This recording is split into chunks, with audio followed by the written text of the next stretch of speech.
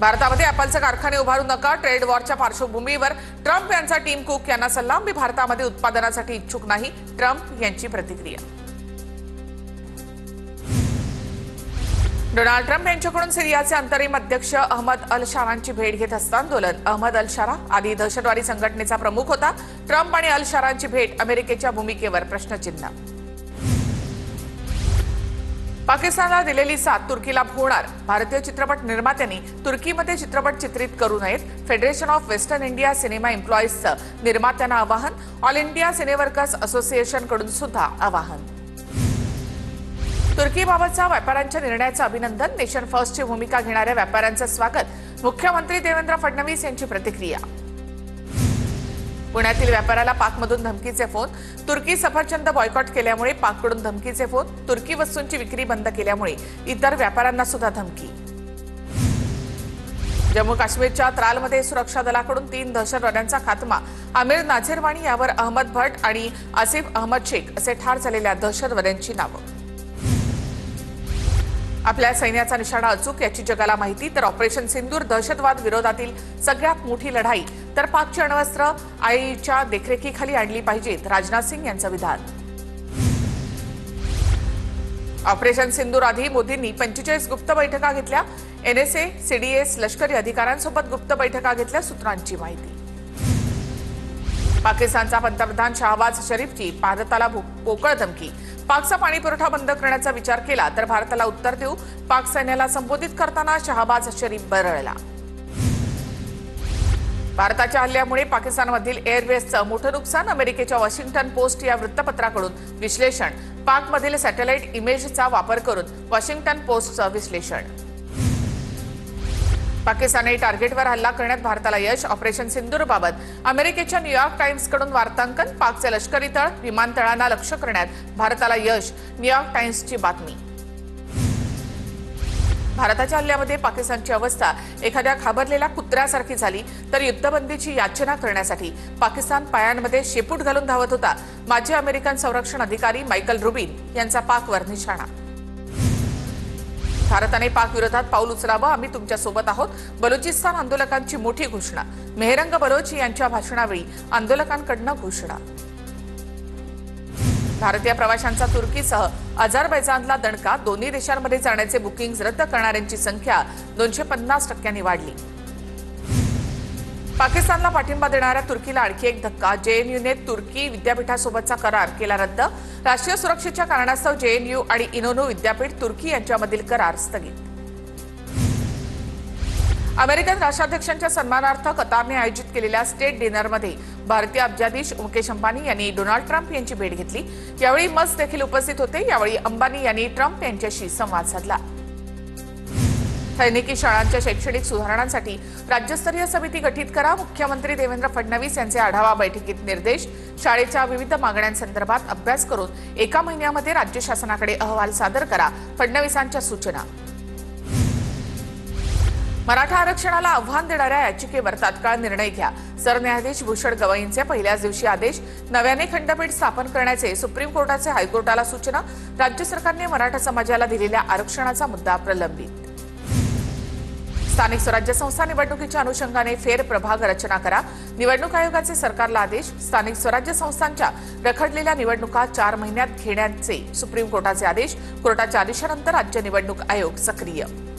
आम्ही पाकिस्तानी नाही तर बलुचिस्तानी असं म्हणत मीर यार बलोच यांच्याकडून बलुचिस्तानच्या स्वातंत्र्याची घोषणा. तसंच भारताच्या पाकिस्तानवरील कारवाईचं देखील समर्थन. भाजपचा मंत्री विजय शहांची सुप्रीम कोर्टामध्ये धाव. मध्य प्रदेश हायकोर्टाने गुन्हा दाखल करण्याचे दिले होते आदेश. हायकोर्टाच्या आदेशाविरोधात विजय शहाची सुप्रीम कोर्टामध्ये याचिका. विजय शहाने कर्नल सोफिया कुरेशींबद्दल केलं होतं वादग्रस्त वक्तव्य. जम्मूमधील शाळा आजपासून पुन्हा सुरू. 8 दिवसांपासून बंद असलेल्या शाळा आजपासून पुन्हा सुरू झाल्या. परभणीमध्ये महानगर प्रमुख निवडीवरून शिंदेंच्या शिवसेनेमध्ये नाराजी नाट्य. पदाधिकाऱ्यांकडून पत्रकार परिषद घेत नाराजी व्यक्त. धनंजय देशमुख आणि वैभवी देशमुख यांनी घेतली बीडच्या जिल्हाधिकाऱ्यांची भेट. संतोष देशमुखांच्या हत्येची माहिती धनंजय देशमुखांनी जिल्हाधिकारी विवेक जॉन्सन यांना दिली. छत्रपती संभाजीनगरच्या जिल्हाधिकारी कार्यालयामध्ये पालकमंत्री संजय शिरसाट यांचं कार्यालय, जिल्हाधिकारी कार्यालयामध्ये पालकमंत्र्यांचं कार्यालय असा नवीनच पायंडा सध्या पाहायला मिळतोय। वाशिमच्या मानोऱ्यामध्ये जोरदार पावसाची हजेरी। अचानक आलेल्या पावसामुळे शेतकऱ्यांची तूर पावसामध्ये भिजली, तर भिजल्यामुळे शेतकऱ्याला अश्रू अनावर। वाशिम नगरपालिकेकडून दूषित पाणी पुरवठा, पाण्यामध्ये गाळ आणि अळ्या आढळल्या, शहरामधील सिव्हिल लाईन परिसरामधील नागरिकांचा आरोप। अहिल्यानगर जिल्ह्यामध्ये अनेक भागामध्ये अवकाळी पावसाची जोरदार हजेरी। पावसामुळे सखल भागामध्ये पाणी साचलं, पावसामुळे वातावरणामध्ये गारवा निर्माण झालाय। आणि एक महत्त्वाची बातमी आपण पाहूया। ग्रामीण भागामध्ये मुसळधार अवकाळी पावसाची हजेरी। अवकाळी पावसामुळे कांदा, संत्र या बागांना फटका बसण्याची शक्यता। राज्यामध्ये पुढील 5 दिवस मेघगर्जनेसह जोरदार पावसाचा इशारा। राज्यातील अनेक जिल्ह्यांसाठी हवामान विभागाकडून अलर्ट जारी। राज्यामध्ये विजांच्या कडकडाटासह पावसाची शक्यता। वाशिमच्या मानोरामध्ये अवकाळी पावसाची जोरदार हजेरी। कृषी उत्पन्न बाजार समितीमध्ये शेतकऱ्यांची तारांबळ, तूर पिकाचं मोठं नुकसान होण्याची शक्यता। रायगडमध्ये अवकाळी पावसाच्या जोरदार सरी। महाल तालुक्यामधील रस्त्यांची अवस्था बिकट, रस्त्यावर सर्वत्र चिखल। गोंदिया जिल्ह्यामध्ये अवकाळी पावसामुळे 230 घरांचं नुकसान। अवकाळी पावसामुळे एका व्यक्तीचा मृत्यू।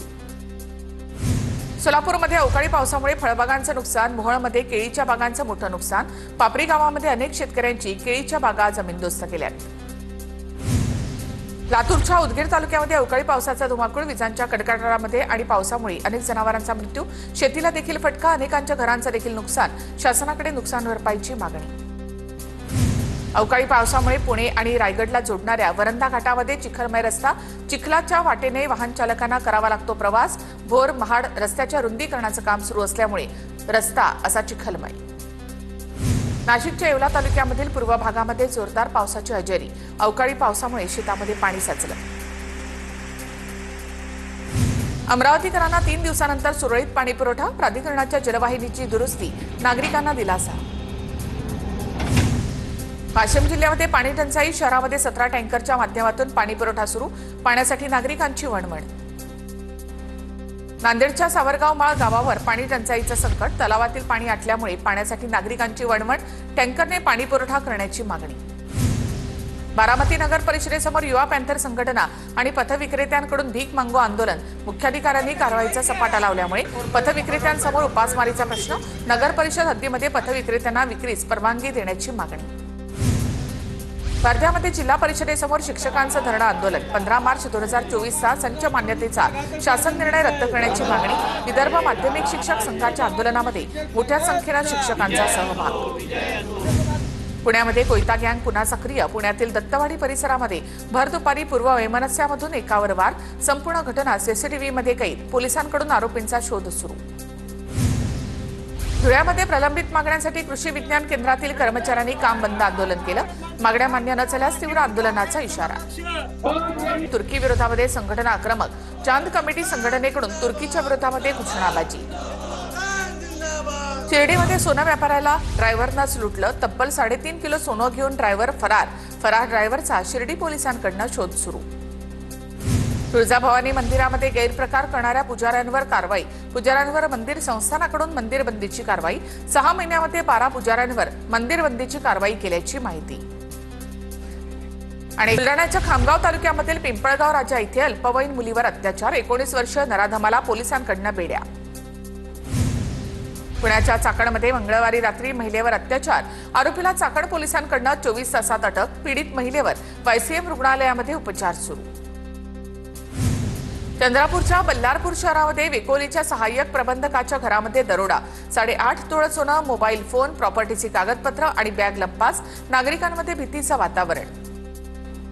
छत्रपती संभाजीनगरमध्ये वाळूज बजाजनगरमध्ये दरोडा। चालकाचे हातपाय बांधून 6 जणांकडून संतोष लड्डा यांच्या घरी दरोडा।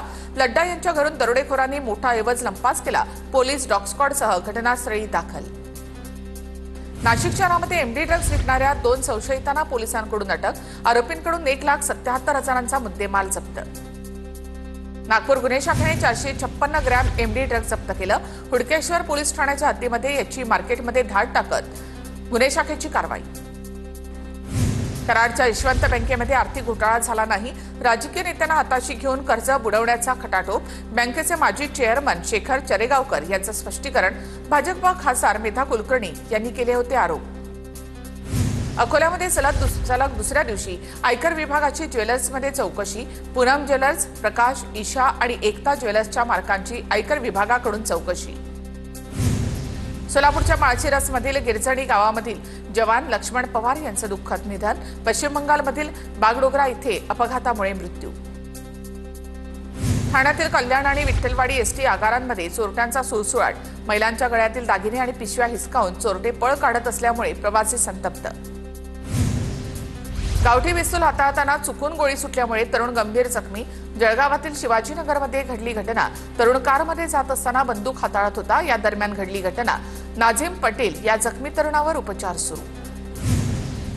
अमरावतीच्या जवलापूरमध्ये घरावरील 11 केव्ही वीजवाहिनीचा 7 वर्ष चिमुकल्याला जबर शॉक. प्रकृती चिंताजनक असल्यामुळे चिमुकल्यावर खासगी रुग्णालयामध्ये उपचार सुरू.